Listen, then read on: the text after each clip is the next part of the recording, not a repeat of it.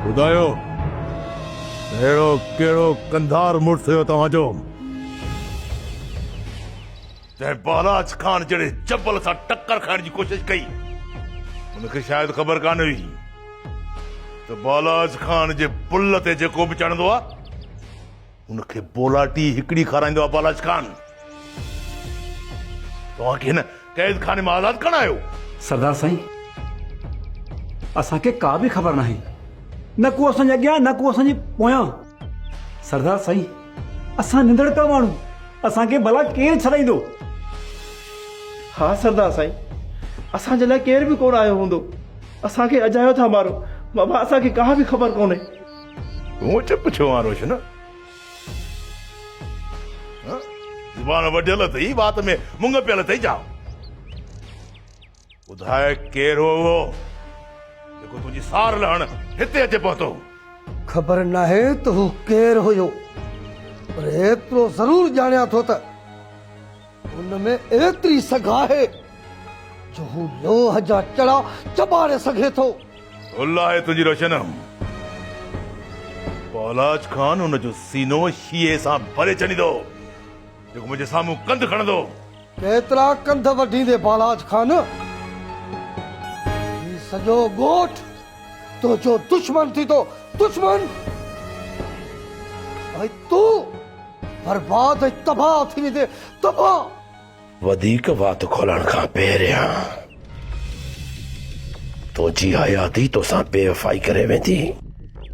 अथई दम त पोइ ज़ुबान खोल रोशन। न मंठार न, हे बेवस कैदी आहे वीचारो, हिनखे मारणो नाहे। भले दिलि पंहिंजी ख़ुशि करे, पर बालाज खान जे बुल ते चढ़ियो न त बोलाटी हिकिड़ी खाराईंदोसांसि। ए दाया, बालाज खान गुलाम नया, हयाती वफादार रही न तो तुझी वसदी जरूर वीरान सदुम बालाज खान, जरूर।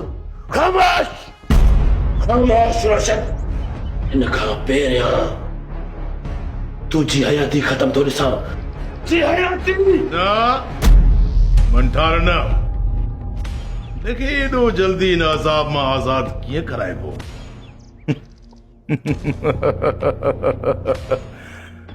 अञा त हिनखे पंहिंजनि जो अंजाम ॾिसणो आहे। हिनखे जल्दी मारे हिनजी जान आजी नाहे करणी। मंठार, सरदार साईं, तव्हांजो हुकुम अखियुनि ते त मंठार हिन जो रत पी वञे हा। हिनजी ज़िंदगी ख़तम। मूंखे लॻे थो तोखे हयाती सां प्यार नाहे। रोशन, तुंहिंजो मौत असांजे हथां पको आहे। त पोइ मार न मूंखे, मार। हुकुम जा गुलाम, मार मूंखे। देर छो कई थी? मार मूंखे। मां चवाई तो मार। हाकम, रोशन जे जिस्म ते एतिरियूं त लठियूं वसाए, एतिरियूं त लठियूं वसाएसि जो हिनखे महसूस थिए त बालाज खान जे कैद में केतिरो मज़ो आहे। रोशन, तूं ऐं तुंहिंजो पीउ मुंहिंजे हिक इशारे ते मारिया वेंदो, पर मां तव्हांखे मारे तव्हांजी जल्दी जान आजी करणु नथो चाहियां। इज्जत सां ॿुधाए, उहो कंधार जो पुटु केरु आहे जेको बालाज खान जी बरबरीत बर्दाश्त करे हिते पहुतो आहे? हाकम,